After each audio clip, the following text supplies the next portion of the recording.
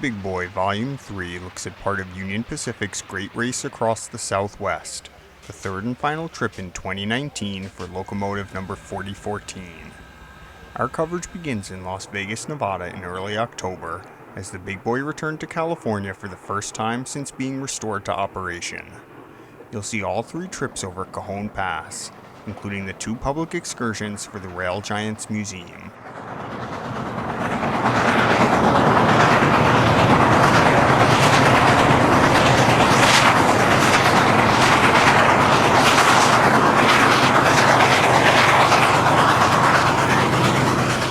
After visiting Southern California, the Big Boy headed east on the former Southern Pacific Sunset Route and will follow the train through Arizona and New Mexico before ending our coverage in El Paso, Texas.